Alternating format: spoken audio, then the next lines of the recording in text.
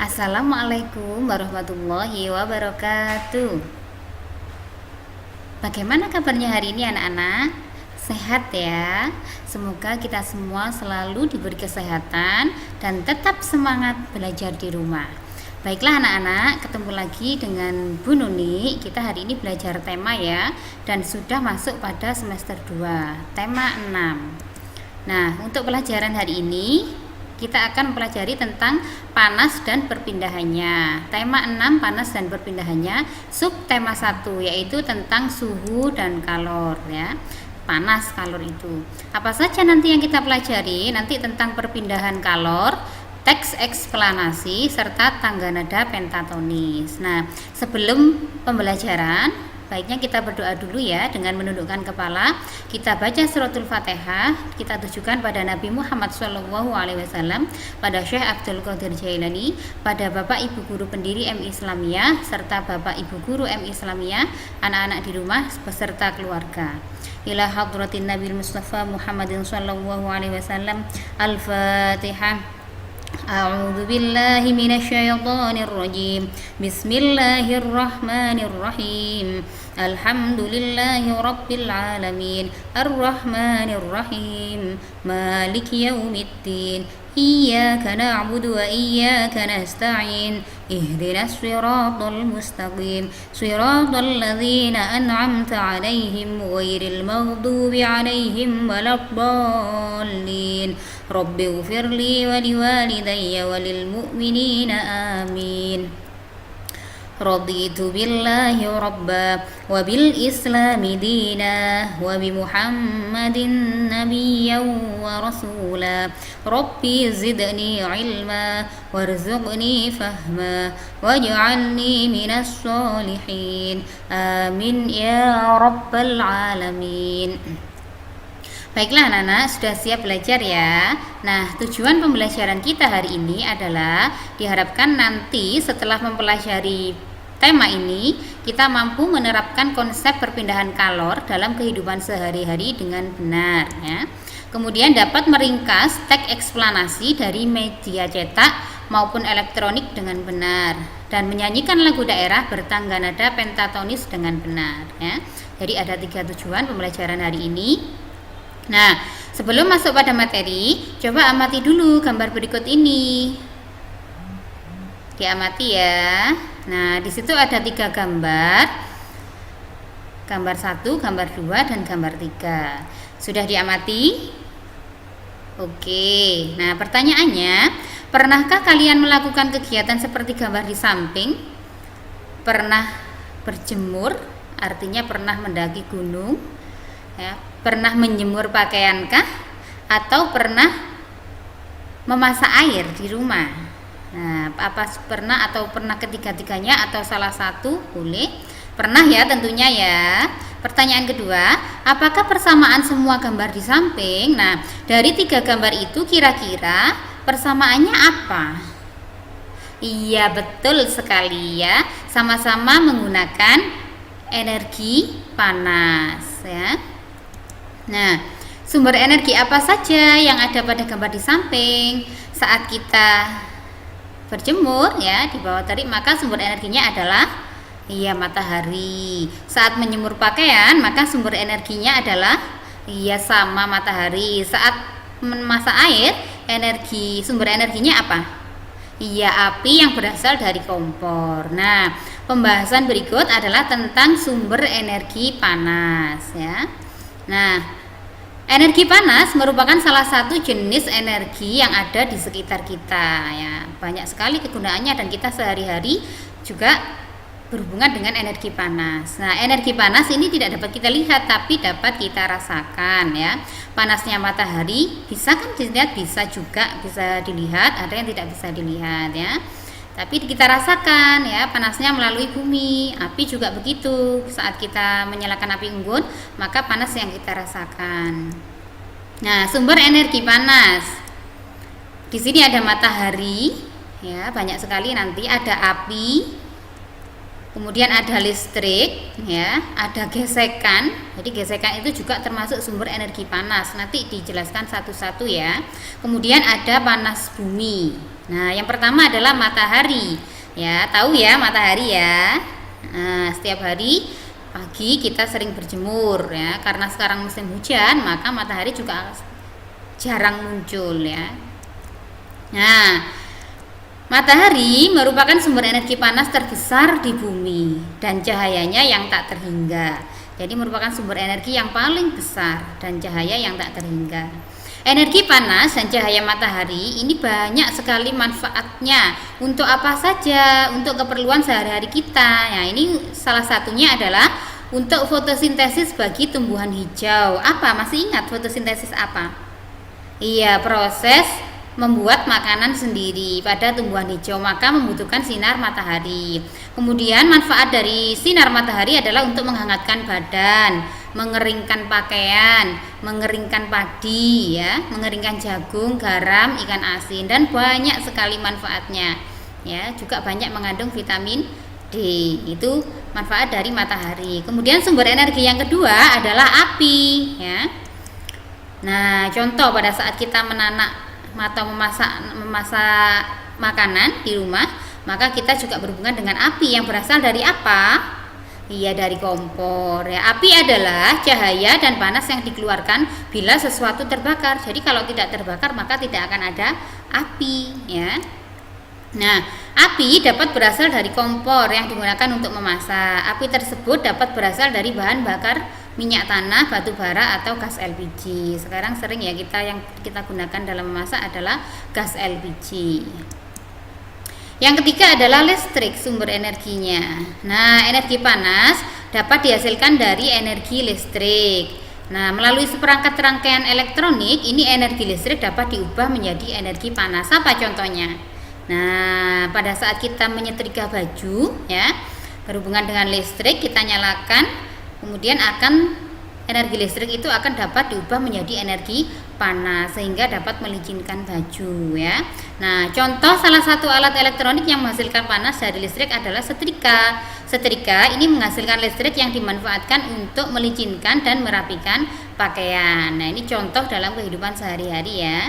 Nah, contoh lain apa lagi alat elektronik yang dapat menghasilkan listrik, yaitu solder, kompor listrik, pemanas udara, dan pemanas air. Sehingga kita nyalakan listrik akan timbul energi panas. Nah, kemudian ada lagi sumber energi panas, apa? Gesekan.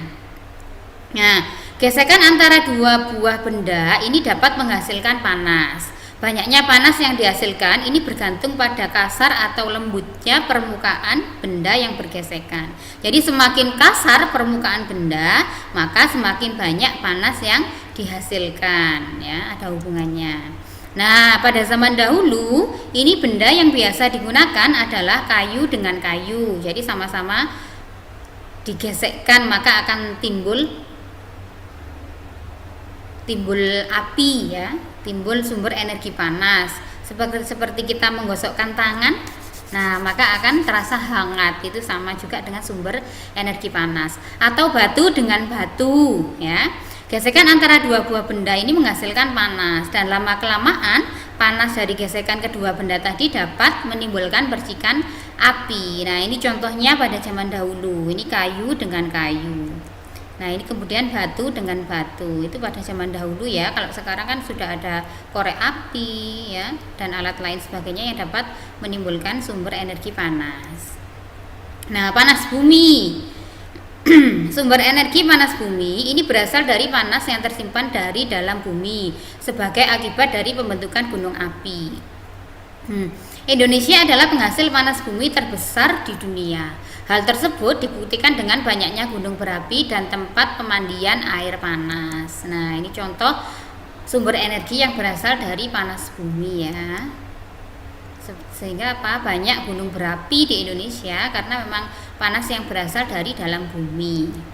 Nah, suhu dan kalor samakah? Jadi apakah suhu dan kalor itu sama? Nah, coba gambar apa ini? Iya, gambar anak sedang mandi air hangat ya. Nah, Kalau mandi air hangat itu yang hangat apanya? Airnya tentunya ya.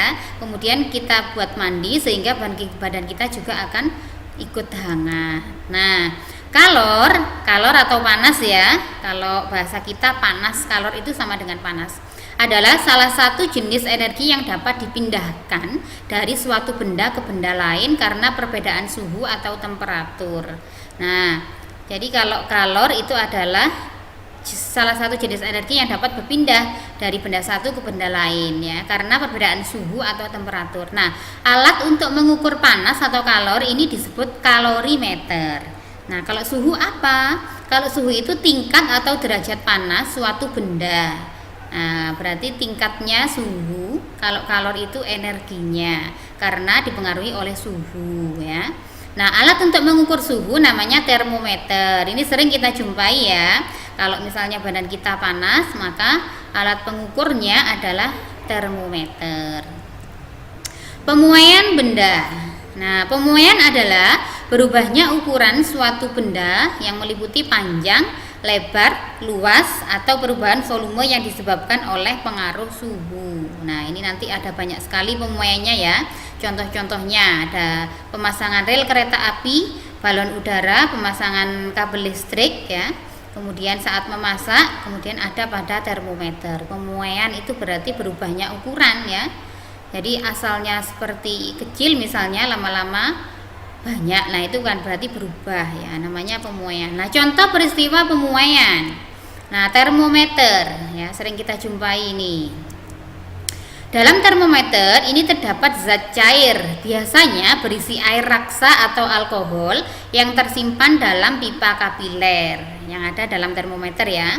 Nah, zat cair itu dapat mengalami pemuaian sehingga ketika suhu meningkat, maka raksa akan mengalami pemuaian dan air raksa akan naik sehingga menunjukkan skala suhu saat itu. Jadi kalau panas maka air raksa naik sehingga suhu pun atau angkanya juga ikut naik. Sebaliknya, ketika suhu turun maka air raksa juga akan mengalami penyusutan. Ini contoh pemuaian ya pada termometer. Kemudian balon udara. Nah, ini juga peristiwa pemuaian ya. Nah, udara yang memuai itu membuat balon udara terangkat ke atas. Jadi sehingga kalau mau menyalakan berarti harus ada panas, sehingga apa? Ada pemuaian, balon udara mengembang sehingga dapat terangkat ke atas. Nah, contoh lagi peristiwa pemuaian adalah pemasangan jaringan listrik atau telepon. Ini biasanya ada di pinggir jalan-jalan ya. Nah, kabel listrik ini sengaja dipasang dengan kendur. Kenapa? Agar tidak putus karena memuai atau menyusut ya. Jadi kalau pemasangannya terlalu kencang ya, tidak kendur, maka kalau terjadi pemuaian akan putus, sehingga dipasanglah dengan kendur untuk menghindari putus ya saat pemuaian atau menyusut. Nah, sambungan rel kereta api ini sering kita jumpai ya.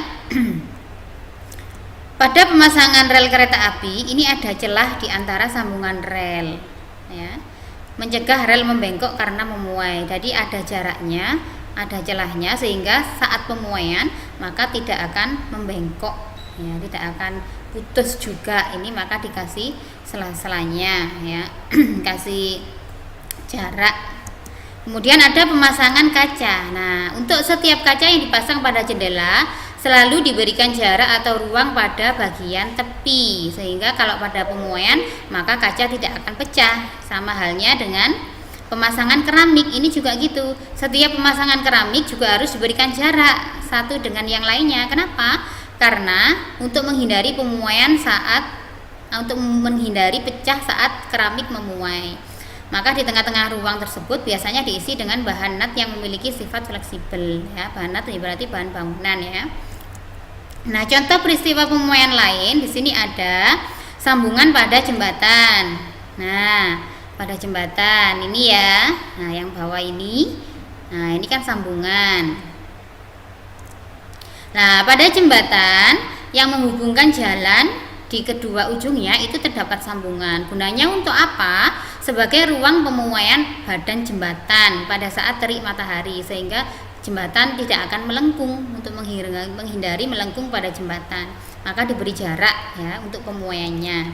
Nah, pengisian udara pada ban sepeda atau ban mobil ini sering kita jumpai ya. Jika kita memompa udara ke dalam ban sepeda atau ban mobil terlalu banyak, maka dapat berisiko ban akan meletus ketika siang hari. Kenapa? Karena udara dalam ban itu mengalami pemuaian.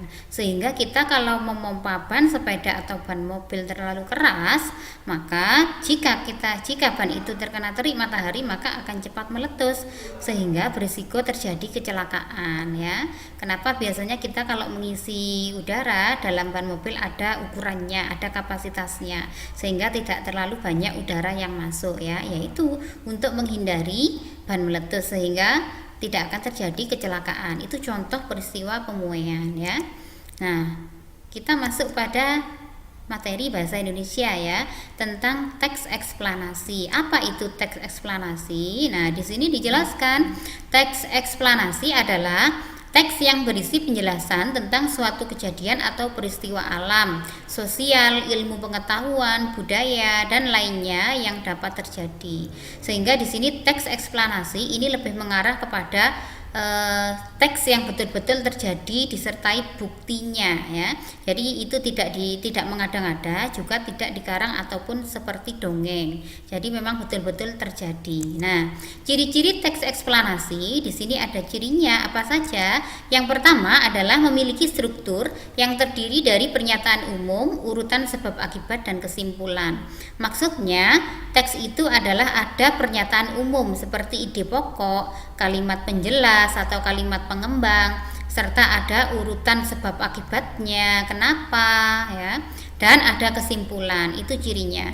Ciri yang kedua adalah teks tersebut memuat informasi berdasarkan fakta. Artinya memang teks itu atau yang diceritakan dalam teks itu betul-betul terjadi, bukan karangan yang mengada-ngada ya, ada buktinya berdasarkan fakta atau kenyataan yang terjadi. Ciri yang ketiga, fakta ya, kenyataannya yang terkandung dalam teks itu memuat informasi yang bersifat ilmiah atau keilmuan. Artinya teks itu ya, cerita dalam teks itu bisa diterima oleh akal manusia atau logis ya. Nah, itu yang namanya bersifat ilmiah atau keilmuan. Ya, tiga itu dari ciri-ciri teks eksplanasi. Nah, di sini ada sebuah contoh teks eksplanasi ya. Termometer ya. Di sini bacaannya terdapat dua alinea ya. Termometer adalah alat untuk mengukur suhu. Penemu termometer adalah Galileo, seorang ilmuwan Italia pada tahun 1592.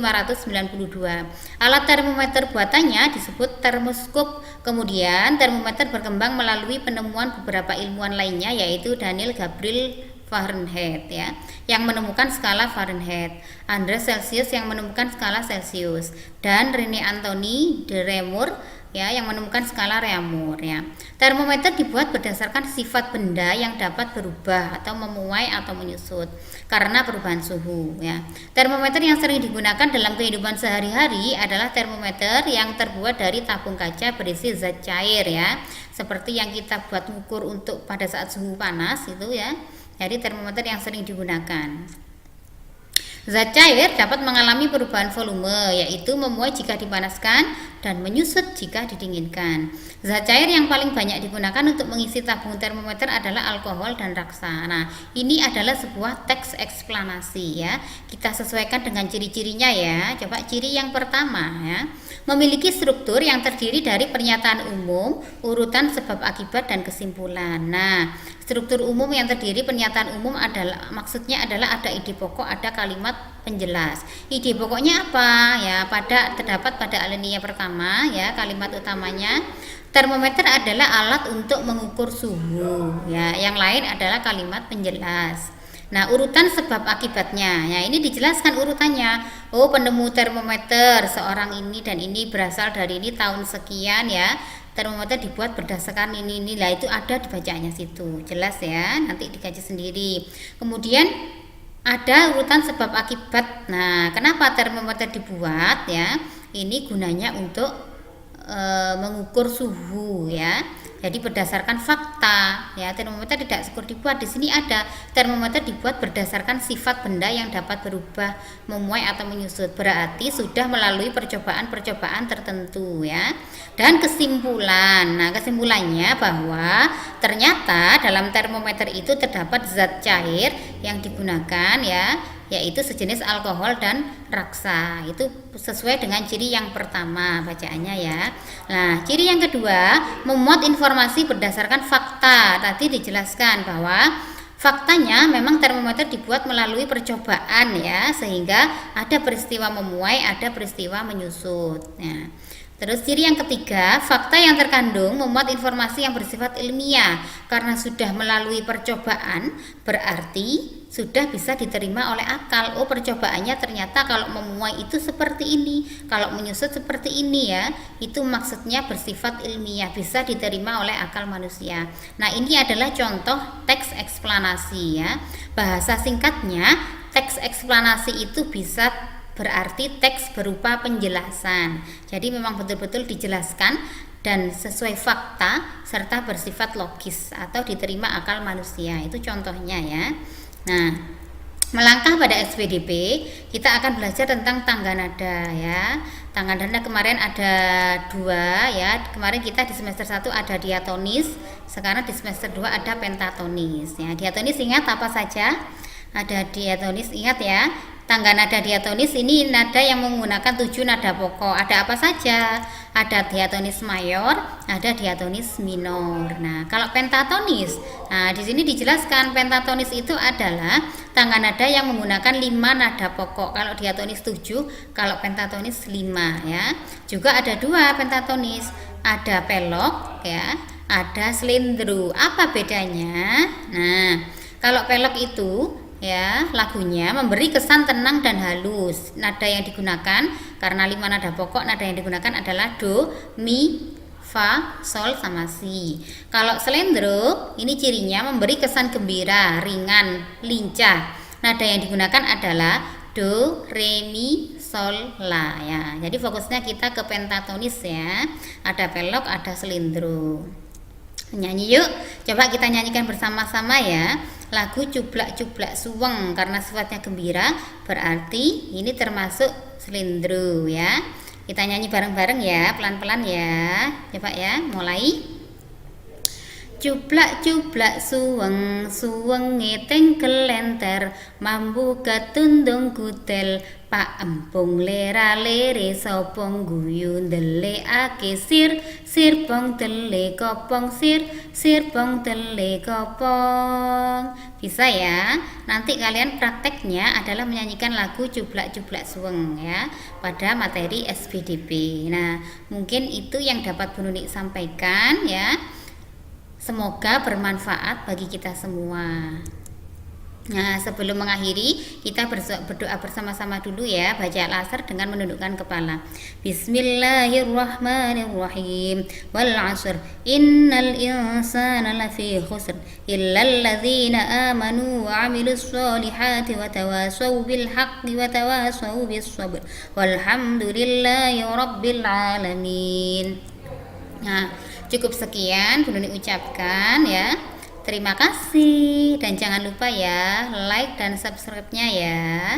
Nah, tetap semangat dan jaga kesehatan di rumah ya. Jangan lupa 3M ya.